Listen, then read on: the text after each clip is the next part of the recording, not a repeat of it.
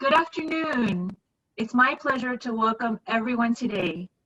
I am Rocky Agusquiza, and I'm the Executive Director of the Miami Marlins Foundation and a founding governing board member of Pro Sports Assembly. On behalf of our board, we want to thank all of you for joining us. And a big thank you to the founding members who have joined in the first month.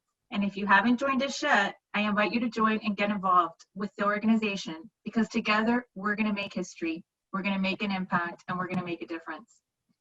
So what is the Assembly?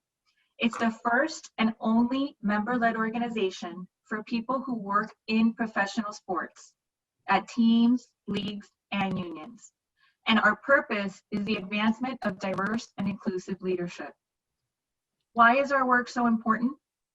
Well, one reason is that Latina women earn 54 cents for every dollar that their white male counterpart makes, which means they have to work until October 29th just to make what he earned in the last year alone. I still have a few weeks to go. We have a lot of work to do, and sports can be a strong leader in the equity building space. Before I turn it over to Len and Xavier, we invite your questions. Please submit in the Q&A any questions you have for panelists. We want to make sure we answer your questions and that you're engaged in our conversation. And use the chat feature for any technical questions or any questions you might have about the Pro Sports Assembly. You'll find those features at the bottom of your screen. About halfway through the hour, I'll pop back in and share a few of the questions with Len and Xavier, unless I decide to interrupt if there's some really pressing questions on your mind. But we're excited to have you today. And just to make sure that chat is working, we want you to go there now and type in your name, type in, something about yourself. We want to get to know you. All right, we're going to get started. Len and Xavier, please share with us in a minute, why you think this conversation is important to you and to your organizations. I'll turn it over to Len. They're going to have a great conversation. We're excited to hear. Rocky, thanks so much. Hi, everybody. I'm Len Perna. I'm the chairman and founder of Turnkey Sports and Entertainment and Turnkey Search. As many of you know, we're an executive recruiting firm in sports, entertainment, and media, and have been doing this for about 25 years. My background, just real quickly, was I ran a number of pro sports teams in hockey and baseball, the Red Wings and Tigers for the Ilitch family, and the Texas Rangers and the Dallas Stars down in Texas for Hicks Sports. This is so important for the Pro Sports Assembly to be able to come together like this. It's way overdue. I'm honored to be on the board and be a part of it. And I'm really honored to be here today. It's Hispanic Heritage Month, and so thinking about what that means and how we can start to incorporate that into sports, we have a very special guest with us here today.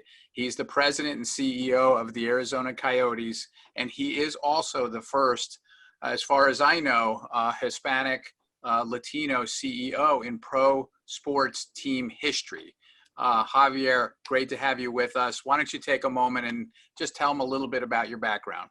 Great. Len, thank you so much. And I'm so excited to be here. Thank you, everyone. Rocky, real pleasure to be here. And I want to thank Laura. I want to thank everybody at the Pro Sports Assembly. I'm very honored. I'm very proud to be part of the advisory board for Pro Sports Assembly. I've only been in this job for 4 months, but I've been in this issue of the importance of having diverse voices at the table of decision-making authority for over 20 years.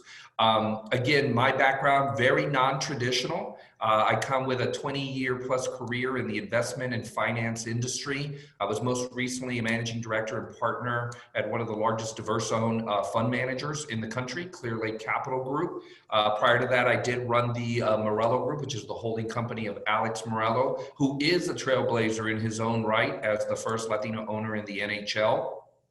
And prior to that, I've had stints running a real estate private equity firm. I've been in the legal world. I've been in the investment banking space, but obviously incredibly excited to be in this role. And truth be told, these are the conversations that really excited me about taking this role. Sports gives you a voice and gives you a platform to really make a difference As a friend of mine said, sports is my platform, but making an impact in other people's lives is my purpose. And I'm really excited for the work of the Pro Sports Assembly to do that in this realm and to, again, see new voices, see new faces, and having that level of executive management that reflects our communities. So really excited to be here. I also want to thank you, Len, for pointing out Hispanic Heritage Month. As a Latino, incredibly proud to be in this role at this time. I like to celebrate not just a month, but every day, given the growth of this community that's so important to me. And I couldn't agree more with Rocky. We need to be highlighting these issues of Latina Equal Pay Day. And I'll share with you a little of one of my Uber side hustles that I'm working on. So we can talk about that later. So Len, great to see you. Well, thanks for being here. So listen, first question, and when someone looks at your resume, and we have a lot of people across the industry listening in today that went, look you up on LinkedIn. You went, I think you went to a Jesuit high school, if I remember. We talked about that. We both have Jesuit high school in our background. Harvard, where you got your undergraduate degree, and then Stanford Law School. And that's like, whoa, okay, that's big time. Talk to us about what people should be thinking about for their own education. Do you need a graduate degree? You think in sports, would it be helpful? Is it required? What's your philosophy on that? Sure. In terms of career development, obviously, I'm a huge proponent of education. So to me, as a personal development matter, educating yourself, incredibly important for our communities, and especially diverse communities, to see folks achieve the highest level of success at the highest levels of higher education institutions. So first and foremost, I think I encourage people to reach for the high level there. But in terms of sports, there's so many opportunities in sports to come in that I don't think there's not a one path into sports. And I think you know that better than anybody, Len. The backgrounds of the folks that you guys find to be presidents, to be general managers, to be leaders of leagues and what have you. I mean, they come from all over. I'm a perfect example. I come from the investment finance world. I've run companies as part of a holding company of a family office. So that's not the traditional, having worked at a team and having been a department head or worked at the league or what have you. So I don't think there's one path. I constantly tell people, think of your career in 3 buckets. The first bucket is this skill acquisition phase, and that includes your education, but that includes technical skills. Can you research? Can you read? Can you write? Can you communicate? Can you speak? And can you build a network? Because relationships are incredibly important, especially for diverse communities. We really, really need to emphasize that it's building those networks that will lead to these crazy, strange opportunities later in your life. And then the second phase is you become somewhat of honing in on your skill set, and you hone in on, are you a finance person? Are you a social media person? Are you a marketing sales type of person? And then the final phase is when you become a thought leader, when you reach these levels of senior executive roles, and then you're using your platforms to make a difference in your organization, in your sport, and in your community. So that's what I constantly advise people to think of their career in that sort of continuum. I went to law school myself, and so I have a warm place in my heart for another recovering lawyer here. And Stanford Law School has had a number of people make it all the way to the Supreme Court. Mm-hmm. So when you were in Stanford Law School, were you thinking that you were balancing, maybe you will go to the Supreme Court, or maybe you will work in hockey? Did you ever think that you would wind up in hockey? Len, I could never have imagined this even about 8 months ago, okay? The reality was I had an office on the beach in Santa Monica working with my roommate from Stanford, and so never did I think I'd be here in Arizona in this amazing community, working with, again, a very dear friend of mine, Alex Morello, in hockey. But I really do think, and I think you can attest to this, my educational experience at Stanford was phenomenal. It was wonderful. I'm still heavily involved there as an alumnus. And what I think it taught me more than anything wasn't so much could I learn how to write a brief or could I, eventually become a clerk for a Supreme Court justice. It was to be able to create structure out of chaos. That's what law school taught me, because you get all kinds of information and you get overloaded with things and you got to create structure.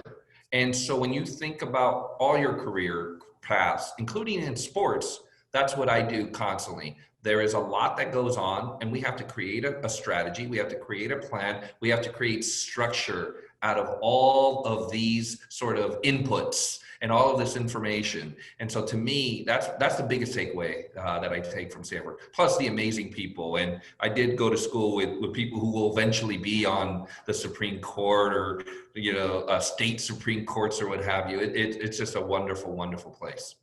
So that's a great segue kind of to the next question, because you have now landed in a business that frankly, for a lot of years has been looking for its way.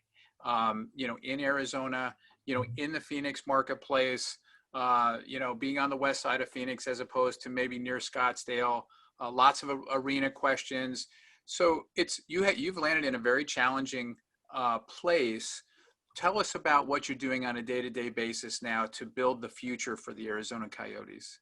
Sure. Add to that, in the middle of a pandemic, with the season that stopped, with a bubble. Okay, so we can just keep going to the challenges. And I kid because, the best piece of advice I've ever gotten for my career actually happened when I was an intern at Lehman Brothers, which is no longer a bank that exists.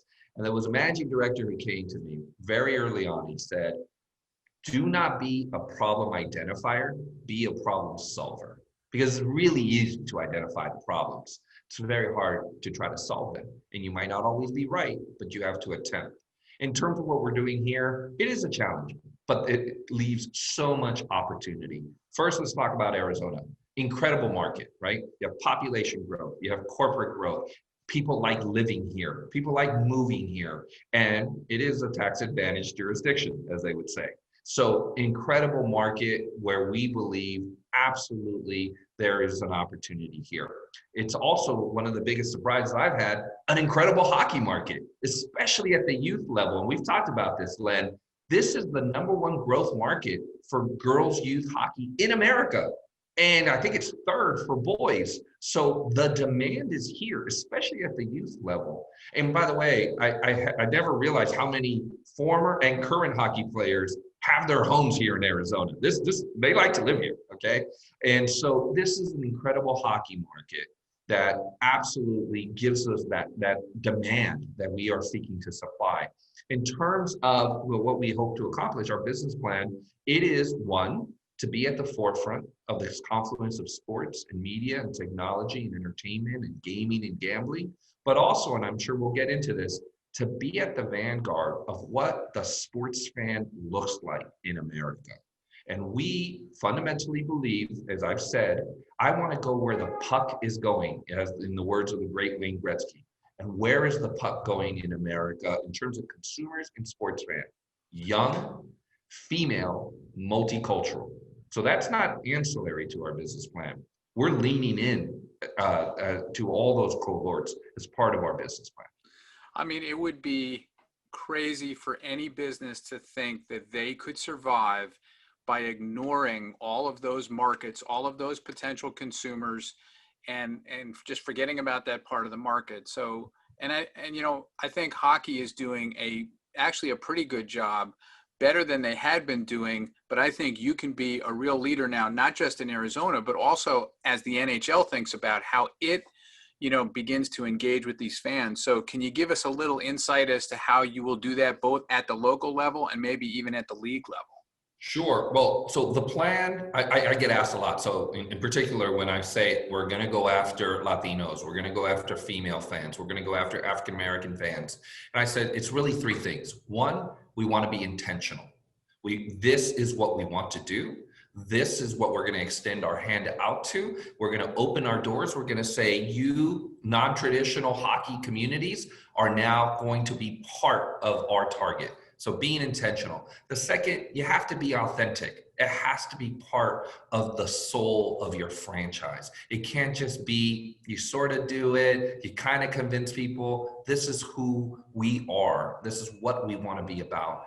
And the final thing, you got to be innovative. You got to use technology in a whole new way to engage communities, not just the delivery of your content, but the way you really interact, the way that you are as an organization. And so that's, sort of in the big picture, but specifically, we're getting out into the community. Even in the middle of this pandemic, we're getting out into the community. We're doing hockey clinics. We're supporting Latino-owned restaurants for Hispanic Heritage Month. We're doing cultural events online in terms of auction. We're actually doing this very cool auction of Dia de los Muertos inspired hockey goalie masks that we're going to auction for our foundation. So those are a little bit of the things we're doing for Hispanic Heritage Month as a kickoff to all these other outreaches for all these other communities. One of the things we found at the Dallas Stars was that getting into the grassroots, and if you have the rinks and you have the skating programs, even the figure skating programs, as well as the hockey programs, it's really a great first step for someone that hasn't been focused on hockey or engaged in it to try it and understand how good you have to be and how great these hockey players are to be able to on skates do what they do. It's incredible. Yeah, I got to tell you, one of my favorite days so far, and again, I've only been here for less than 4 months, 2 weeks ago, or a week ago rather, we did a hockey clinic in a very, very Latino neighborhood. We had at a community center 35 kids, half of whom didn't even speak English. They were Spanish dominant. And we put sticks in their hands, we put balls on the floor, and we put some nets out. And it was amazing. And they were between 6 and 10-year-olds. And they were all coming up to me. They're like, I want to go play hockey. And that is what it means. That is what it takes. And you never know. Out of that, they went to tell their parents, they went to tell their tios, their tias, their abuelos, whoever it is. And all of a sudden, you changed their sports narrative, but you also changed what this organization means to them. It's not just a sports franchise. It becomes something that reached out into their community and touched them. And by the way, it's not just good for them, because this is not, an altruistic thing. You are building a business, so you want those customers, and you also have sponsors that want to reach those segments of the audience. So to the extent you can engage with them and build them as part of your audience, you're also now doing a better job for your sponsors.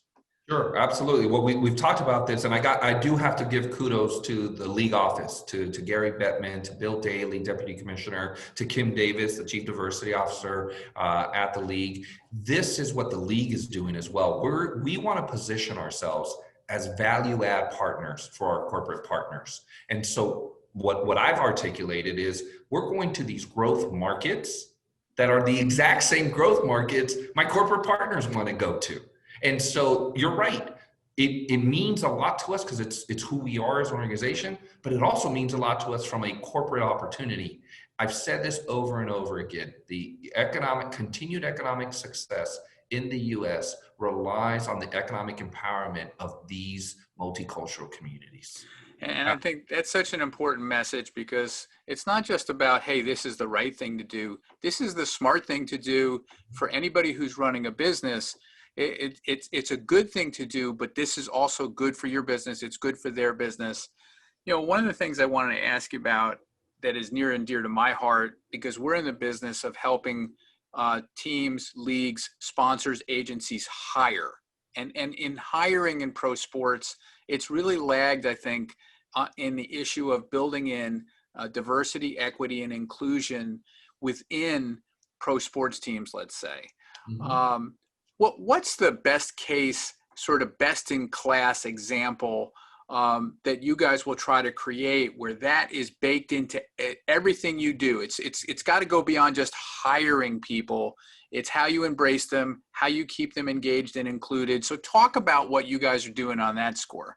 Sure. So again, it wouldn't surprise you that we have a multi-tiered approach to it. First is our responsibility as an organization to create opportunity for the pipeline that does exist. And anybody who tells you that it doesn't exist, they're wrong. The reality is it does exist. What you need to do is connect opportunity to that pipeline. And so it's our responsibility. That's why I'm so excited about the Pro Sports Assembly, because I feel it's an effort to do that, right? To create a pipeline opportunity connection. And so I do believe it's our responsibility to identify individuals, give them those opportunities at the entry point or at various levels. That's number one. Number two, whenever we hire, is to think outside the box, to look at folks with non-traditional backgrounds. Hasn't been announced yet, but I'm about to hire an SVP in the marketing space who comes from the consumer product space, not the sports space. But why? Because right now, if you're in the consumer product space, you're going after these different cohorts because you need growth, right? Especially right now, coming out of this pandemic. And so it's thinking outside the box of the non-traditional space. And then finally, it's supporting your existing, workforce, our team members. I don't like to call them employees, or our team members, and thinking about instilling in them the importance of having diverse voices. So when they're looking at hiring underneath them, within their departments, it isn't something that all of a sudden is forced on them, or all of a sudden they've never thought about. It's conscious. Again, it's being intentional about that. So it's the pipeline opportunity connection. It's, again, looking at it internally, but then also, what we want to do in terms of expanding where we look for candidates. I mean, I would just want to say to anybody that is, listening out there and watching this, what you see right here is a textbook example of how to communicate. He has organized all of his answers, if you notice, into 1, 2, 3 things, and he's able to put those out. He says them once and he says them again, and that's how they stick. This is a perfect way to communicate and build followership. So that you're modeling how people can get to be, there you go, to be CEO, because a lot of people don't communicate quite that clearly and that organized. So fantastic on that. I guess next question. So I know it's been talked about for a long, long time about the arena, the arena in Glendale, the arena somewhere else.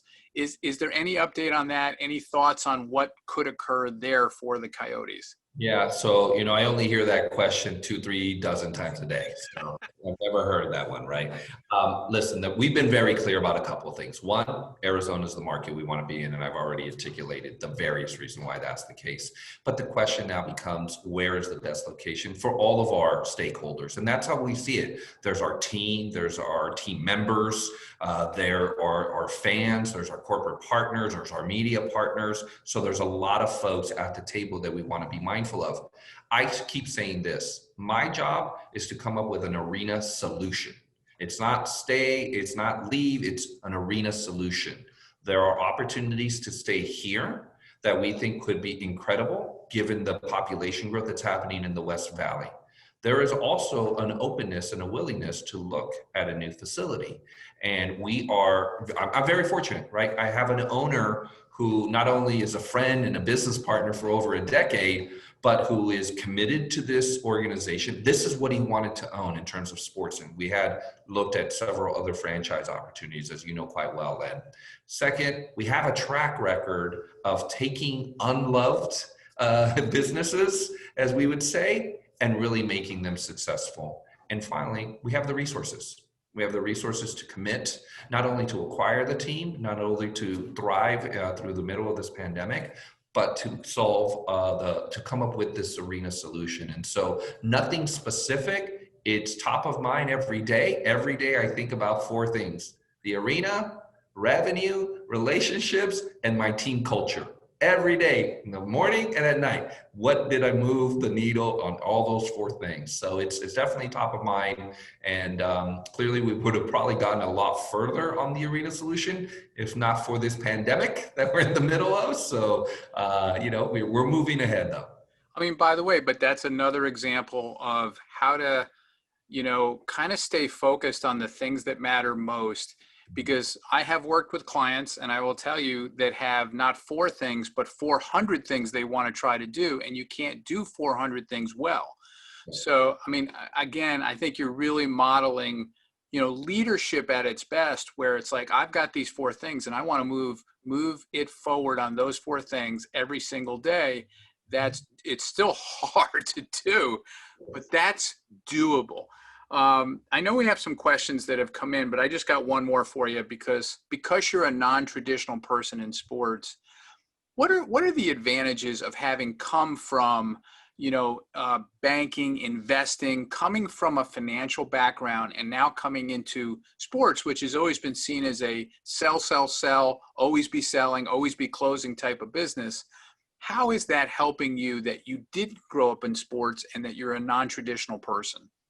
Well, I'm very, proud of my background in terms of my professional career, and it's given me a lot of opportunity to meet wonderful people in a number of industries. But it also gives you this pattern recognition opportunity where, yes, I may not have ever led a sports franchise, but there's been other organizations that I've led with other people, and all of a sudden, a lot of things rhyme.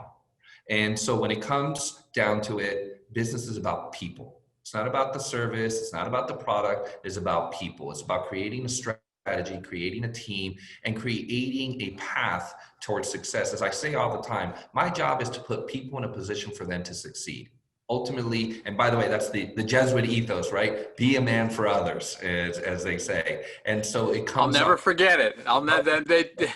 They won't let you forget it. They won't let you forget it. So obviously that really has helped me in terms of, all of these industries that I've been a part of, because I've been an investor, because I've been in finance and been in banking, to see no matter what industry it is, it comes down to people.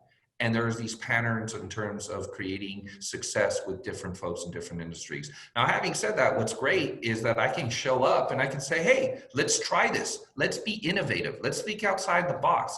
Let's use technology. I've been involved in technology investment for many years. So how does technology not only enable us as a business, but also to engage in a different way? And so for me, I have no problem saying, I've never done this before, but I've done these other things, and this is what's worked in that context. Let's think about being open to that. So I think it's the ability to have an open mind and bring that to the table. And I think it empowers my team members to also try things that we may not have done traditionally in sports. And I think that's very important when we think about trying to be, I say this all the time, you've heard this, Len, I don't want to just be a model sports franchise. I want to be a model business enterprise.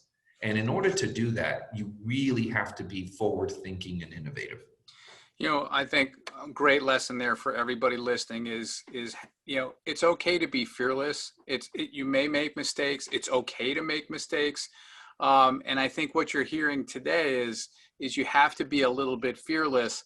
Like, here's a great example. You're at the draft today. You're at the draft last night. You're the CEO of a company, and you have your general manager, you have your hockey operations staff, you got your coaching staff, and you're listening to them.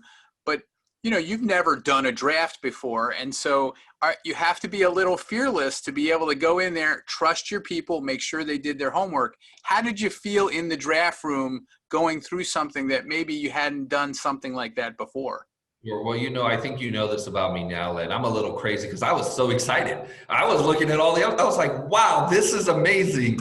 When did I ever think I'd be in the middle of an NHL draft of all things, right? And so I just embraced it. And you're right. You have to put people in place that come, as they would say, as subject matter experts, which is what I really believe. We have a hockey operations led by our new general manager, Bill Armstrong, although he's not able to lead the draft per our arrangement with his prior employer, the St. Louis Blues. But the reality is we're building this team that has this incredible track record of success. And so you trust them, but you also have to go in there and say, hey, I've led things before. I've led organizations before. We've made some great success, but embrace it. I always say there's opportunity and challenges, and it starts by you saying, I'm going to lean into it. I'm going to embrace it. And so it's been exciting for me. Dougie and I work together at the Dallas Stars. You have a great general manager there with Doug Armstrong. He is one of the best in the business. Yes.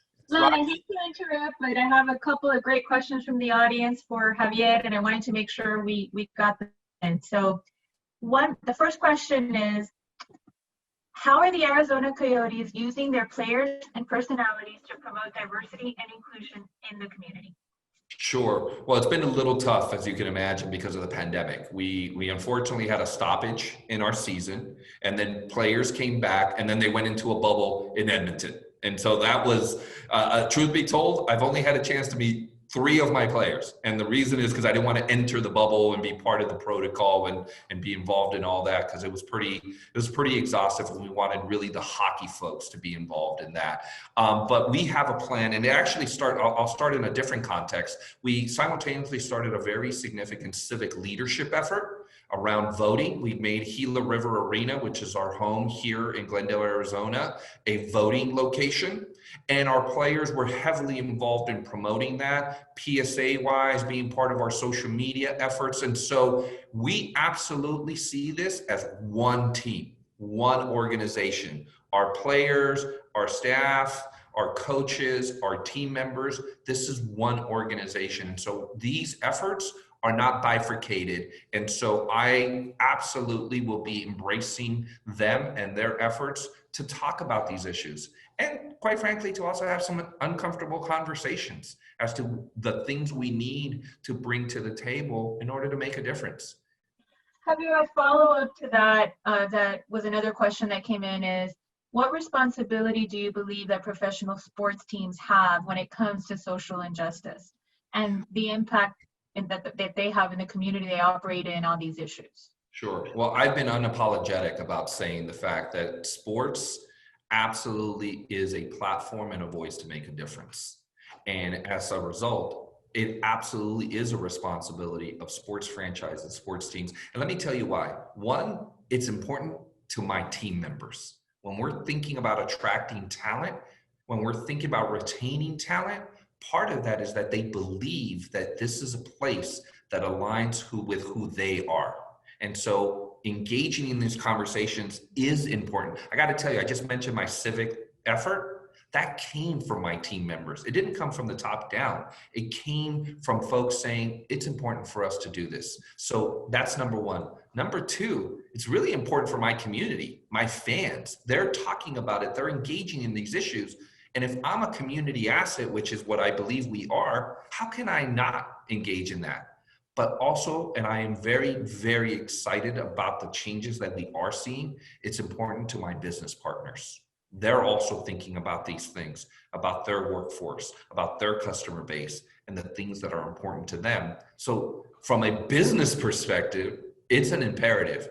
From a who we are, the soul of our franchise, it also is very important. Javier, we got another question. You touched upon in Arizona some of the work that you're doing with youth and how impressed you've been with how active youth is and that pipeline. We have a question from the audience asking, how do we get young women and minorities interested in hockey in other markets?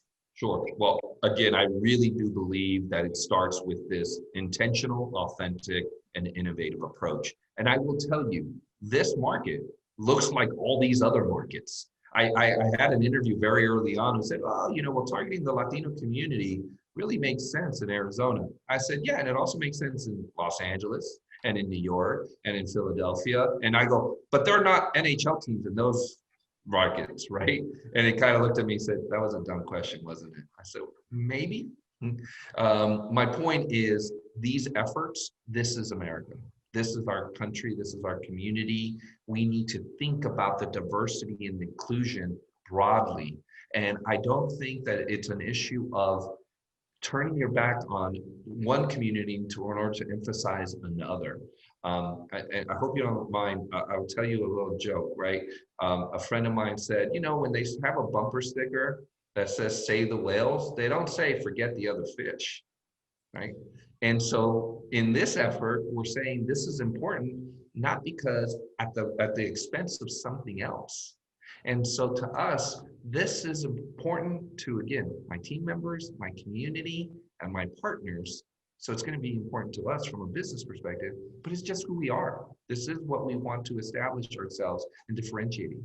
I mean, that if I could just say how powerful that is, and I hope everybody heard that, because, for decades in sports, I think both athletes and teams and leagues were afraid to weigh in on these issues because it might cost them ticket holders, it might cost them sponsors, and so it's powerful because you're putting, in a way, some of your business at risk in order to use this as a platform to do the right thing. And that's a powerful statement. And that's something that we should follow, that we should take note of, and that everybody should be doing. So, I mean, kudos to you. And I'm proud to be in sports today because today, unlike in past generations, people are willing to put some of their business at stake in order to do and say the right thing. And that's powerful. I appreciate that. Len and Javier, along those same lines, we have a question from the audience where someone's asking, how do you handle clients and vendors who don't align with the Coyotes' mission on diversity and inclusion? Well, first of all, we are in a people business. And so you're always very respectful. You always thank them for their longtime support. But you're very clear.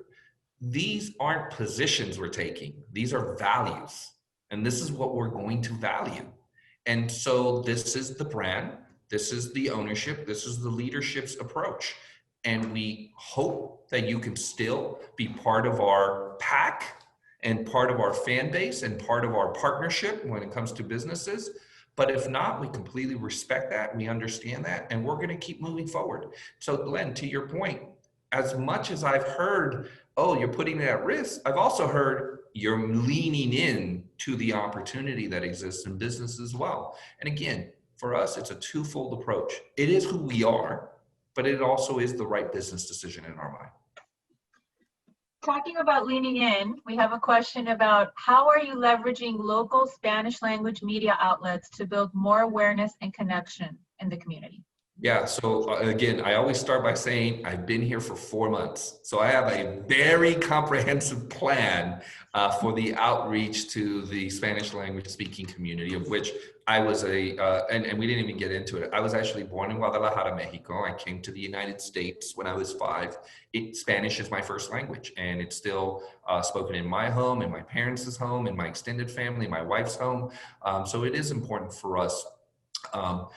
Part of it is just with these efforts, these outreach efforts, to ensure that Spanish language media is a part of what we're doing. We have a Spanish language social media platform, Los Yotes, that I am very heavily invested in. But listen, we have a long ways to go. We have more to go.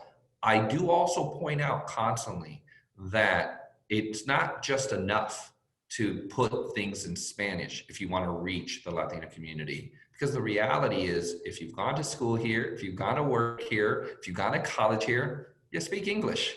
And so it has to be culturally relevant, culturally appropriate. In language sometimes, yes, but not only in language. It's just about the authenticity and the relevancy of the approach. Javier, with such a traditional fan base, what has been one of the biggest obstacles to overcome to bring more interest to fans who normally watch other sports? I got to tell you, the pandemic has been the biggest issue, okay? I tell people all the time, I go, you got 3 new factors I deal with: a new ownership, a new leadership, and a pandemic. And I'm not quite sure which is the most important, but the pandemic has been very difficult because here we are, for the first time in 8 years, the Coyotes were in the playoffs. And we had no fans to celebrate it. We had no people who come together, who celebrate this. We're so passionate. And hockey is a sport about passion. It is speed, skill, passion, and cold ice. But when you don't have fans in the stands, it really, really, really undermines that. And so our goal, again, is to be comprehensive in our outreach, to be innovative, to think outside the box. We understand that sports, as much as anything, is an experience, is a connection. And it's not just what happens on the ice. For folks who are from the media world, it's not just about the spots and dots that will get it done. It is about the connection that you have with the sport, with the team, with the organization, and that goes beyond just what happens in the game. Javier, we have a question about what are some of the tools or practices that you have used or continue to use to develop professionally and personally? Well, I read a lot. My wife will tell you I read way too many magazines that have nothing to do with anything. I'll go from reading the MIT Technology Review, to the Atlantic, to Time. So I try to read a lot, and I've gotten very good over the years, probably my law training of just reading a ton very quickly and just getting through a lot of things. I do appreciate the fact that I have a lot of folks in different industries that give me different perspectives, everything from banking to consumer products to technology to obviously now sports to real estate. I was in the real estate private equity space for a long time, which you'd be shocked at the relationship between real estate and sports. Because at the end of the day, it's about disposable income, it's about family, and household formation, it's about location, and it's about all these factors. So to me, it's taking in all that input from such a diverse, segment of business and of society that I do think gives me a different perspective when we're making decisions. Javier, we got another question around diversity and inclusion in terms of, and I know you have great plans that you're still putting into effect, but what plans do you have to promote diversity and inclusion in the stadium? Well, within the stadium, obviously, part of what we're thinking about is how do you attract fans that have never felt attracted to, right? Have never felt engaged with. And I don't think it's unique to us, but sporting events need to become experiences. We need to become about entertainment. So it's about music, it's about food, it's about culture as much as it is about sports. And I think we have, again, when we're able to have fans in the stands, there's things that we want to do. But Rocky, something that you, I know, is near and dear to your heart in the foundation side. I've also pushed our foundation to think outside the box in light of this pandemic and to get out in the community and embrace people to come in to our facility, which we're fortunate that we have this big space to actually have people socially distance. But one of the things we're going to do is we're going to do a bike-a-thon with stationary bikes outside. So we're going to do like 100, 200, 300 stationary bikes it's like a live Peloton class. But part of it is to go to new boys and girls clubs and new community centers and new places that may have never thought about hockey.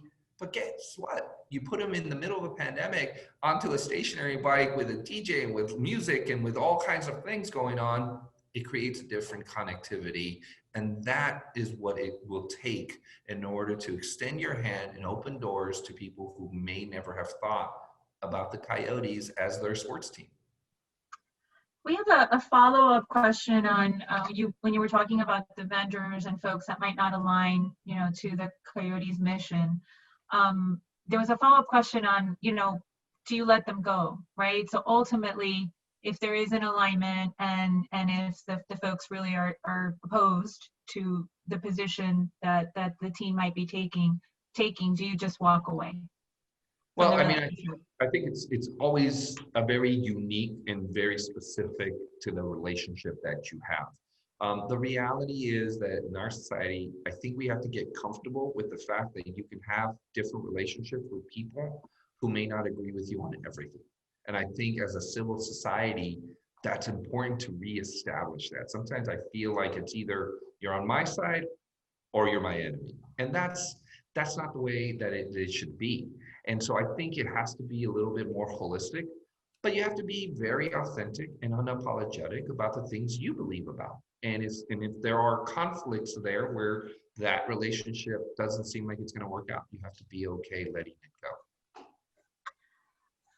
Javier, who would you define as your greatest mentor in your career? My parents.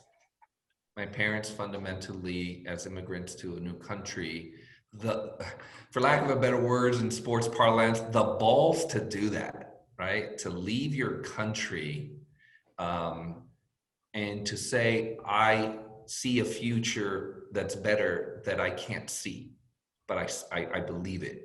And so to me, that type of mindset, that type of drive, that type of work ethic, has always defined me. I'm the oldest of four, my siblings. And so when you have that in your home every day as a physical manifestation of that mentality, I feel blessed every day. I feel blessed and honored that I'm here, that I'm in this incredible opportunity to talk about these things.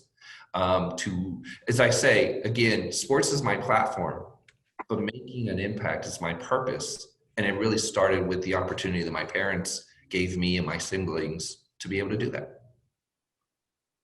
That's great to hear, and obviously something I personally can identify with as well. So you'll be happy to hear, we got a lot of comments in the chat about what you just said, that sports is your platform and making an impact in people's lives is your purpose. A lot of folks really had to comment about, how wonderful and how special that is.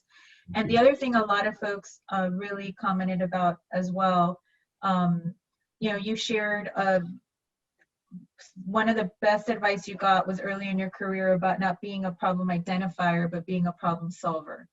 Can you share some other quick tidbits with folks sort of along your journey that sort of really continue to emphasize and impact and give you that drive? Sure, there's so many. There was a period, my wife will tell you, she used to make fun of me, where I said, people collect, coins or stamps. I collect quotes, right? So I would write quotes and quotations down just because it captures things so well sometimes. And Benjamin Franklin, by the way, speaking of Philly, you two Philly people there, amazing on the quotation front. Another thing that I think has been very important for me is going to something that Len said. Do not be afraid to go into a door that you never thought you would go through. I never thought I was going to go into Wall Street, into investment banking. I had gone to Harvard thinking I'm going to be an elected official. I'm going to be in public service. That's where I'm going to make a difference. And I had a mentor of mine, a friend of mine, Fidel Vargas, who now runs the Hispanic Scholarship Fund, who was the youngest mayor in the US at the time. He got elected 18 months after himself graduating from Harvard. It was him who said, I don't want you to be in government or in public sector. I want you to go learn about capital and deal making. I never even understood what a stock was or a bond or any of that. And so again, the mindset of saying, sure, I'll try it. And guess what happened? I loved it. I realized that's where I had a passion in, and that's what has led to ultimately a role here today where I can make a difference, where it does lead to fulfilling what I believe is my purpose. And so I think it's really important for people, what I say, don't be afraid to follow the door openers in your life. That really, if I could just hammer that, because just because you get into Harvard doesn't mean you have the guts to go to Harvard and take them up on that. And so to go to Harvard, to go to Stanford Law School, and to put yourself in a position like that where you're willing to take a chance on yourself and believe in yourself. We interview people all the time that have the skill sets and everything they need to do a certain job, and they kind of pull themselves out of the opportunity. They don't think they can do it. They don't think they're ready for it. They don't have the confidence. And so I think the absolutely perfect message that you're bringing to people is believe in it, be fearless about it. Don't be afraid of failing, because you can do it if you put your mind to it. Sure. And a corollary to that is to own your space. One of the saddest things that I saw were these incredibly talented classmates of mine at, whether it was my high school, which I went to the oldest high school in California, whether it was my college, my law school, that they didn't own it. And I remember someone very early on, my freshman year in college, saying, don't look back 30 years from now and regret the fact that that was your college experience and you never embraced it as your college. It was your experience. It was your space. It was your time. And no matter where you're at, what job, what school, wherever you find yourself, own it. Is where you're at, where you belong, where you should succeed, where you should leave a mark. So that's really great advice. I have a couple more questions, and I know we're running a little short on time, but I want to make sure I get them in. The next one is really for both of you. What advice do you have for a minority who feels that they're held back by barriers to grow into a C-level position? Len? Good. Well, I think the first thing is to really take a hard look at who's already in that organization. Are there people either in the organization or are even customers of the organization or stakeholders around the organization that can help? Because I think it does kind of take a village. And I think there's a lot of headwinds on this where, you've got people who don't understand yet that how much talent there is to be had. But they, a lot of hiring is people want to hire people that look like themselves. And that shows their own insecurity, frankly. So I think my advice is to look around the organization and see who can help, who kind of gets it, and ask for help. Don't be afraid to ask for help. If you think you can do a certain job and you want that opportunity, sometimes you got to go get it. Like you got to go after it. You got to grab it, and don't let go of it. If truly believe in yourself and own it. So that's what I would say. But this is really, and I said this earlier, where I strongly emphasize, especially to women and people of color, to build networks. It is incredibly important for you to go out of your comfort zone and establish relationships that, again, it's very hard because it sometimes feels very awkward, inauthentic when you build these, but that is what business is. It is about connections, connectivity. I make a statement that blows people away, and that is this, that other than my very first job out of college, I have never gotten a job that I've interviewed for. It's always been relationships. I am here today because Alex Morello is the first Latino owner in the NHL, and he and I worked together for over a decade. That's a fact. And so I point that out all the time. I didn't interview. I didn't go to, I wasn't one of Len's candidates. And when I think about that statement, it speaks to very early on, someone ingrained it to me, one of my mentors, the importance of just having relationships, acquaintances. It's okay to check in with people. And I'll tell you the funniest story. So many years ago, 25 plus years ago, I found myself as a financial analyst at a law firm, of all things, okay? Because they were representing the NFL against the former owner of the New England Patriots. The senior associate on that lawsuit is now the deputy commissioner of the NHL. And we became friends then, and we're now in the same sport, in the same league. And the very first phone call he gave to me, and by the way, I had called him over the years, just once, twice a year, just to check in, how you doing? That was the power. And now I can call him up and he's been incredible. I just had to go through a GM search. He was my first phone call. Like, what do I do? So it's so important because that will help you decide, are you in the right place? Are you not? What do you need to do? Who can help you? Who is there as your ally? And it's more than likely not going to be someone that you may even know is helpful to your career. I think, just to put a point on that, what he's saying is don't be transactional. A relationship is something where you're not just reaching out when you need something. You're reaching out because you really want to get to know somebody and you want them to know you.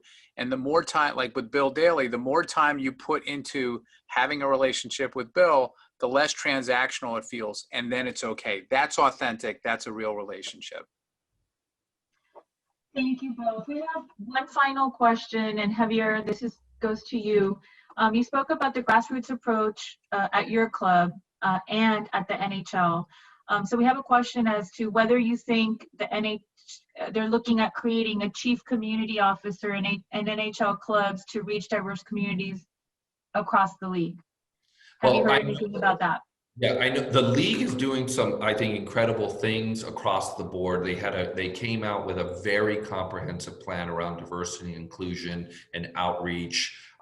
We've created several committees. I'm on one. I'm fortunate to be on the Executive Inclusion Committee, which is comprised of owners and team presidents. I believe it's 8 to 10 of us. I don't quite remember because we just started it and we just had our first initial sort of interviews to lead into the agenda that we want to do. But they're doing with that, they're doing it with players, and they're doing it with the communities. And so at the league level, I know this is important. And by the way, I know this is important for other of the leagues. The reality is, again, these are issues that are top of mind to us, to our team members, to our players, to our fans, and to our communities, and to our corporate partners. So we're all embracing it in very unique ways.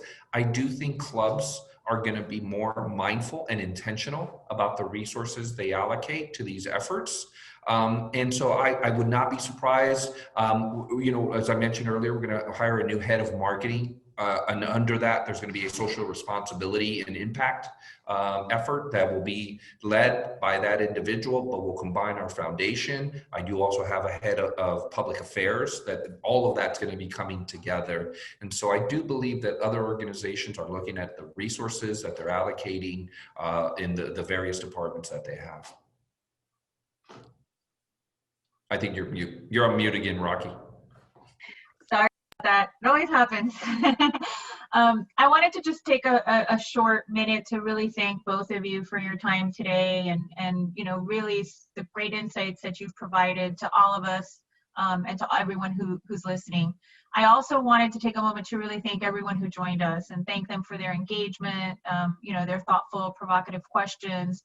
We're really excited at the Pro Sports Assembly about the opportunity to really work with all of you and to provide these type of panels and workshops. A big thank you to you, Len, and your organization for your support in enabling and encouraging and allowing us to provide these really important turnkey talks. So thank you to you both for your time. Thanks for everyone who's joined us and engaged with us today. If you haven't joined the Pro Sports Assembly yet, we really encourage you to get involved. We encourage you to join. We want you to be a founding member. It's really incredible. It's a group of people in sports that are coming together. We want to make an impact. We want to make a difference. We want to make sure we're providing those opportunities and helping, as Xavier so eloquently said, connect to that pipeline and connect to that opportunity so we can continue to grow diversity in sports. So if you haven't joined yet, please do. We look forward to working with you, and we're going to share a short video with you about the Pro Sports Assembly. Thanks again for joining us today. Thank you.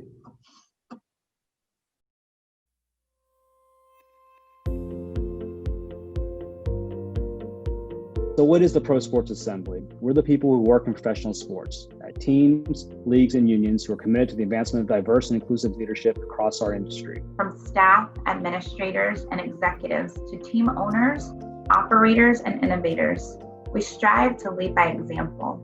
As a member of the Assembly, you will join industry leaders and gain professional development tools, have access to an exceptional network, be invited to participate in forums and fellowships for professional development, attend exclusive events, and engage in discussions led by industry executives. So why now? Professional sports is at an inflection point. Our industry has great influence, global reach, and incomparable community impact. Pro Sports Assembly. Pro Sports Assembly. Pro Sports Assembly. United in game plan. Diverse in council.